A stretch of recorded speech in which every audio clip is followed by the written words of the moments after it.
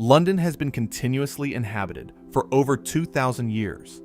Every empire, every immigrant wave, every war left something behind. Most cities have a food culture. London has 8 of them layered on top of each other. These are 8 foods that were born here. Fish and chips. Neither element is originally British. Fish frying arrived in London in the 17th century, brought by Jewish immigrants fleeing persecution in Portugal and Spain. They set up stalls in the East End, frying fish in hot oil the way they had done at home for generations. Chips arrived separately, through Belgian and French influence spreading across the Channel. The two met in London sometime in the mid-19th century, and the combination spread across the country faster than almost any food before it. By the early 20th century, there were over 25,000 fish and chip shops operating across Britain. During World War II, fish and chips was one of the only foods the British government never rationed. They considered it too important for civilian morale to restrict. A dish built entirely from immigrant techniques became the most British thing imaginable. Chicken Tikka Masala. India never invented this dish. Britain did. South Asian immigrants arriving in London during the mid-20th century brought their cooking traditions with them, opening restaurants across the city that introduced British customers to tandoori chicken, rich spices, and unfamiliar flavors. British customers loved the taste, but frequently found the food too dry. The solution was simple. A creamy tomato-based sauce was added to the tandoori chicken, softening the dish and making it more familiar to British palates. That adaptation became Chicken Tikka Masala. It spread from London's South Asian restaurants across the entire country within decades. In 2001, Foreign Secretary Robin Cook publicly declared it a true symbol of modern multicultural Britain. Today, it is consistently ranked as the most ordered dish in the entire country. India did not create it. London did, one customer complaint at a time. Spotted Dick. The name stops people every time. This meal is actually a traditional British steamed pudding packed with dried currants and served warm with custard, and it has been eaten in London since the Victorian era. The word spotted refers to the dried currants visible throughout the sponge. The word dick is believed to derive from an old British dialect word for dough or thick pudding. Steamed puddings were a cornerstone of Victorian working-class cooking. Cheap ingredients, simple preparation, and filling enough to sustain a full day of physical labor. Spotted Dick sat alongside dozens of other steamed puddings on the menus of London's boarding houses, schools, and institutions for over a century. Somewhere along the way, the name became a punchline. The dish itself never changed.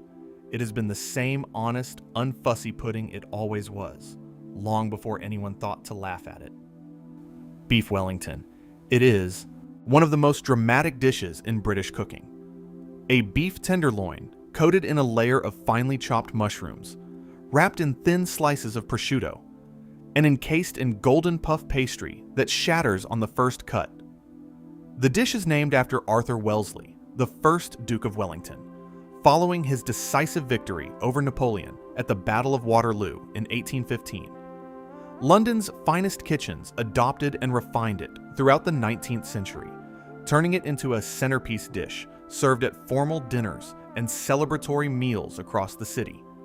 It became a symbol of British culinary confidence at a time when French cuisine dominated every serious kitchen in Europe. The surprising part is this: despite carrying the name of one of Britain's greatest military heroes, not a single historical record confirms that the Duke of Wellington ever ate it. Bread pudding. It was never meant to be a recipe. It was meant to be a solution. London's working class could not afford to waste food, and stale bread was too valuable to throw away. Soaking it in milk, eggs, sugar, and spices, and baking it into a dense, sweet pudding was a way to extend ingredients that would otherwise be lost.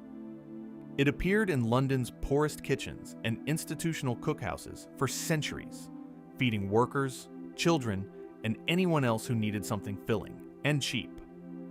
The technique spread across the world, carried by British settlers and sailors, taking root in entirely different food cultures along the way.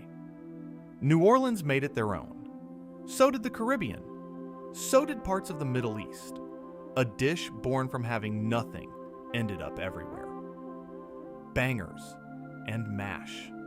The name came from a war. During World War I, meat shortages across London forced sausage makers to bulk out their recipes with water, rusk, and whatever fillers were available. The high water content had a consequence nobody anticipated. When the sausages hit a hot pan, they exploded. The loud popping sound earned them a nickname on the streets of London that never left: bangers. Mashed potato was already a working-class staple long before the sausage arrived beside it, cheap, filling, and easy to prepare in large quantities. The two combined naturally in London's homes and pie and mash shops into something greater than either element alone. The water content in sausages has been regulated and reduced significantly since then. The name stuck anyway. A wartime manufacturing shortcut accidentally gave one of Britain's most beloved comfort foods its identity. Beans on toast. To anyone outside Britain, it sounds like a mistake. A can of baked beans heated and poured over buttered toast, eaten for breakfast, lunch, or dinner without any sense of irony. Heinz introduced canned baked beans to Britain in 1886, initially selling them as an exotic American import in Fortnum and Mason, of all places. London's working class discovered them quickly. They were cheap, required no preparation, and could be on the plate in under 3 minutes. During World War II rationing, when fresh ingredients were scarce and cooking fuel needed to be conserved, beans on toast became a survival meal for millions of Londoners. The government actively promoted it. After the war, it never left. Britain consumes more baked beans per capita than any other country on Earth. A product invented in America, sold first in a luxury London food hall, became the most working-class meal in British history. Shepherd's pie. The dish only became possible in the late 18th century when the mincing machine was invented, making tough leftover meat fine enough to eat comfortably. London's working-class kitchens adopted it immediately. Leftover roast lamb from Sunday was minced, mixed with vegetables and gravy, topped with a thick layer of mashed potato, and baked until golden. Nothing was wasted. The name is precise and has been consistent since the dish was first recorded in 1791. A shepherd tends sheep. Shepherd's pie uses lamb. When beef is used, instead it becomes cottage pie. That distinction matters to the British in a way that is difficult to fully explain to anyone outside the culture. The dish spread globally through British colonization and immigration, appearing on menus from Australia to Canada to the United States. A frugal solution to leftover Sunday roast became a worldwide comfort food institution. 8 dishes, not one of them invented by a chef trying to make history. Fish and chips came from immigrants. Bangers got their name from a wartime shortage. Bread pudding came from having nothing to waste. London didn't design a food culture. It just kept feeding itself.